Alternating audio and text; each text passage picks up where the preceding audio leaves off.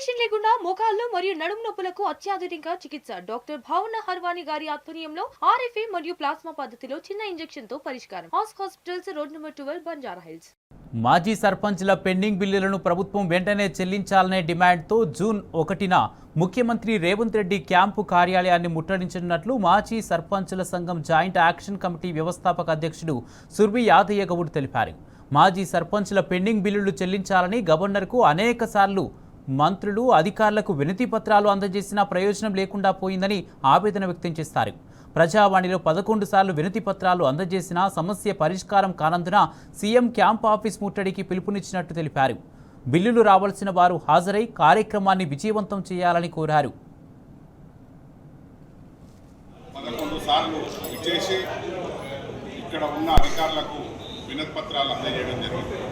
కానీ మా సర్పంచుల పెండింగ్ బిల్లులు చెల్లించాలని అనేక సార్లు ప్రభుత్వం చుట్టూ తిరుగుతూ అనేక రకాలుగా మేము ఇబ్బందులు పడి ఇవాళ మేము కలవడం జరిగింది. అంటే మీరు లెటర్ రాసినప్పుడల్లా తీసుకుని వెళ్తున్నాం, వాళ్ళకి ఇస్తున్నాం.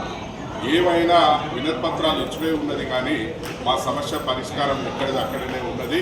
ఆ బిల్లులు మాకు చెల్లించామని ఈ అధికార యంత్రాంగం చుట్టూ తిరుగుతున్నా వీళ్ళు కనికరం లేకుండా ఒక చులకనగా చూసే పరిస్థితి ఉన్నది.